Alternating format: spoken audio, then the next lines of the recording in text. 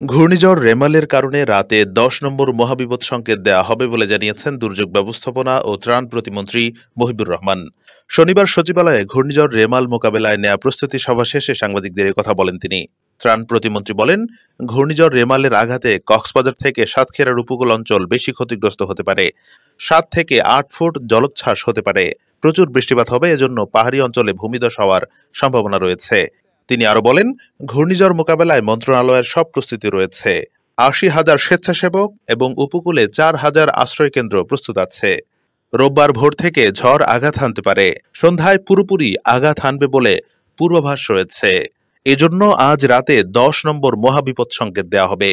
এদিকে ঢাকা আবহাওয়া অফিস জানিয়েছে, বঙ্গোপসাগরে অবস্থানরত গভীর নিম্নচাপটি আরও ঘনীভূত হয়ে ঘূর্ণিঝড় রেমালে রূপ নিতে পারে বলে আশঙ্কা করা হচ্ছে। শুধু তাই নয়, ঘূর্ণিঝড়টি অতি প্রবল হয়ে আঘাত হানতে পারে বলে ধারণা করা হচ্ছে। এই পরিস্থিতিতে দেশের বিভিন্ন স্থানে ঝড় বৃষ্টি হতে পারে, কোথাও কোথাও হতে পারে অতি ভারী বর্ষণ। ভারতের আবহাওয়া দপ্তর বলছে, রোববার সন্ধ্যায় রেমাল নাম নিয়ে ঘূর্ণিঝড়টি বাংলাদেশ ও ভারতের পশ্চিমবঙ্গের উপকূলীয় অঞ্চলে আঘাত হানতে পারে। ওই সময় ঘূর্ণিঝড়টির বাতাসের গতিবেগ থাকবে ঘন্টায় ১০০ থেকে ১২০ কিলোমিটার। আবহাওয়াবিদ মোহাম্মদ মনোয়ার হোসেন স্বাক্ষরিত এক বিজ্ঞপ্তিতে বলা হয়েছে, গভীর নিম্নচাপটি আরও ঘনীভূত হয়ে উত্তর পূর্ব দিকে অগ্রসর হচ্ছে।